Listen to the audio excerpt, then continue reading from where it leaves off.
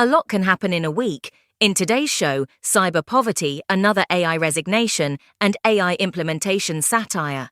On the week of the 9th of March 2026, this is Priviso Live.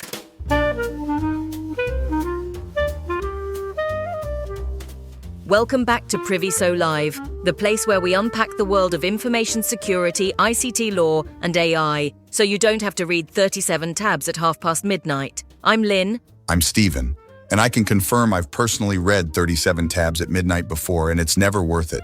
And I'm Kayla, still caffeinated, still here, still slightly concerned about everything we're about to discuss. As you should be, Kayla. Right, let's get into it. First up, something that doesn't get nearly enough airtime in our industry, cyber poverty. This comes from the Cyber Poverty Line Institute, CPLI for short. And when they talk about cyber poverty, they're not just talking about people who don't have Wi-Fi at home. It's a much bigger, stickier problem than that.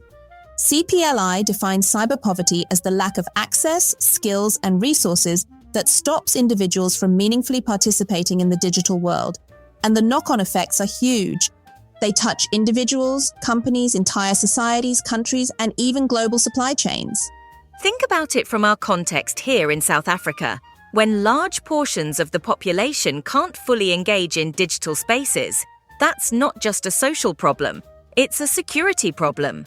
Unconnected or underserved communities can become entry points for exploitation, fraud, or misinformation. And from a business angle, if you're struggling to find skilled workers because the talent pipeline is thin due to poor digital literacy from the ground up, that's your innovation ceiling right there. What I love about CPLI is that they've got a cyber inclusion pledge. It's a commitment that businesses, governments, educators, and philanthropic organizations can sign up to. 3 pillars: contribute, engage, and share.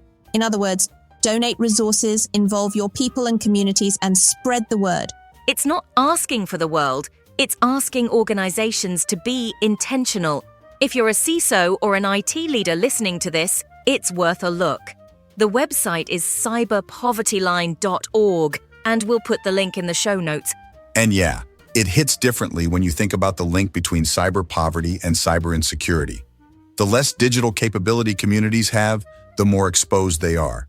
And the harder it is for all of us to build a resilient ecosystem. Right, moving on. And this one landed like a rock in a still pond this past week. Kalinowski, who headed up hardware and robotics at OpenAI, resigned, and she didn't go quietly. She posted on both LinkedIn and X, and her message was pretty direct. She said that surveillance of Americans without judicial oversight and lethal autonomy without human authorization were lines that, in her words, deserved more deliberation than they got. Now, for context, OpenAI had just announced an agreement with the US Pentagon to deploy its AI models on classified government networks. This came after negotiations between the Department of Defense and Anthropic collapsed because Anthropic pushed for stricter protections around domestic surveillance and autonomous weapons. We discussed this in last week's episode. Interestingly, once Anthropic took their stance, Claude downloads increased 55% over the previous week, briefly overtaking ChatGPT in the Apple App Store rankings. This surge in demand caused Claude outages on the 2nd and 3rd. I guess you can have too much of a good thing. Anyway, OpenAI stepped in. Sam Altman himself later acknowledged that the rollout of that deal looked, and I think he used the word, opportunistic. I mean, yeah, you'd struggle to argue otherwise, hey? Anthropic says no, OpenAI says yes, and within days you have a senior person walking out the door on principle. What makes this particularly interesting for our audience is the governance angle. Kalinowski wasn't saying the deal was illegal or even necessarily wrong in intent. She was saying the guardrails weren't defined before the announcement was made. That's a risk management failure as much as it's an ethics one. OpenAI's official response was that the agreement includes clear red lines, no domestic surveillance, no autonomous weapons, but Kalinowski's point was about process. Who decided that those red lines were sufficient? And when? It's a reminder that AI governance isn't just about the policies you put on paper. It's about when and how you define them. Before the deal or after someone resigns. Watch this space. The Pentagon AI relationship is going to be one of the defining conversations of 2026. and it has real implications for how AI companies are perceived and trusted globally. Okay, so hands up if your organization has paid for an AI tool that almost nobody actually uses. Come on, be honest with yourselves. Nobody can see you right now. I'm raising both hands virtually. This story is painfully familiar. So a security researcher named Peter Gurnus, who goes by at Gothburs Online, posted a satirical piece that went absolutely viral. We're talking 23 million impressions. The premise? He plays the role of an IT executive who rolls out Microsoft Copilot to 4,000 employees. $30 per seat per month, that's $1.4 million a year. He tells the board it'll improve productivity by 10 times. The board approves it in 11 minutes. 11 minutes. No questions asked. That is genuinely funnier than it is fictional. 3 months later, he checks the usage reports. 47 people had opened it. 12 had used it more than once. One of them was him. And he used it to summarize an email he could have read in 30 seconds. It took 45 seconds, and then he had to fix the hallucinations. But does he call it a failure? Oh no, he calls it a pilot success. He builds a graph that goes up and to the right. And I'll quote here, "I made that metric up."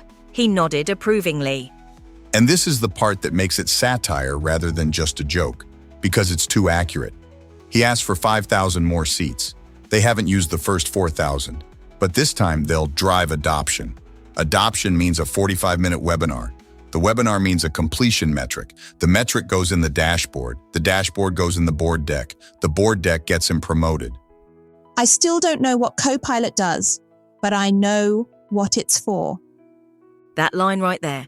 Now, Spiceworks did a really solid analysis of why this post resonated so deeply, and their take is that it resonated because people recognized the pattern. IT professionals across the world saw themselves or their organizations in that story. The article coins the term AI theater, the performance of AI adoption rather than the substance of it, optimizing for optics, not outcomes.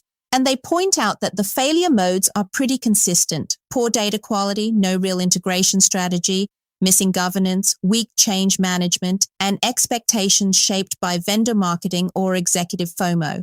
FOMO, fear of missing out, is doing a lot of heavy lifting in boardrooms at the moment. Everyone wants to be AI-enabled. Nobody wants to be the company that didn't invest. But there's a big difference between buying a license and building a capability. Spiceworks makes the point that you need to define a single, measurable operational problem before you buy anything. Not we want to be AI first, but we want to reduce the time to close this specific type of support ticket from 48 hours to 24 hours. That's a thing you can measure. That's a thing you can hold someone accountable for. And honestly, that's not even a sophisticated observation. It's just project management. But somehow, when it's AI, the normal rules seem to go out the window. Peter Gurnus has since said the post reached 23 million impressions, and he says it resonated because everyone recognized the pattern. He calls it AI theater. And friends, if you're in enterprise IT right now, have a hard look at your tools list and ask yourself honestly, am I doing security work or am I doing security theater? But here's where Gurnus goes from satirist to subject matter expert, because he then published a follow-up post that's the real payload of the story. He's been working with Trend AI's zero-day initiative on something called ESA. That's AI-enhanced security intelligence and research, and the numbers he cites are sobering. AI ecosystem vulnerabilities grew by over 15,000% between 2018 and 2025. In 2025 alone, there were over 1,000 AI-related CVEs. That's common vulnerabilities and exposures, and that number represents nearly half of all AI vulnerabilities ever recorded in 1 year. The challenge Gurnus identifies, and this is the one that should keep CISOs up at night, is the asymmetry between AI development speed and security research speed. Code ships faster than it can be analyzed. Libraries get updated, new frameworks get adopted, MCP infrastructure gets deployed, and security researchers are perpetually playing catch-up. ASR uses two AI systems, Mimir for threat intelligence and Fenrir for vulnerability discovery, orchestrating dozens of specialized agents. It can scan codebases in hours instead of weeks. And since mid-2025, the system has identified over 100 vulnerabilities, with 21 CVEs issued against major names, including NVIDIA and Tencent libraries. These aren't theoretical. They're rated CVSS 9.8. That's near maximum severity, covering things like authentication bypasses, command injection, and deserialization flaws in systems designed for factories, warehouses, hospitals, and homes. So Gurnis ends the post with a challenge to everyone in this space. If you're deploying AI tools, are you auditing your entire AI and ML dependency chain, not just the models? Are you applying the same patch management discipline to your AI libraries as you do to your production systems? Do you actually understand the attack surface you're deploying? Jensen Huang calls AI infrastructure the critical infrastructure of the 21st century. If that's true, then it needs to be secured like critical infrastructure, not after a breach, before. And perhaps the biggest takeaway from this whole segment is the contrast Gurnis draws. When you build AI tools to solve real problems with people who actually understand the attack surface, you optimize for impact. When you deploy AI to look good in a board deck, you optimize for optics. One of those ends badly. And on that note, that's a wrap on this week's Priviso Live. Cyber poverty and OpenAI resignation, AI theatre in enterprise IT, and a reminder that securing your AI stack is not optional. It's urgent. Links to everything we discussed are in the show notes. And if any of this sparked something for your organization, good. That's the point. If you found this useful, share it with a colleague, especially the one who just approved 4,000 Copilot licenses.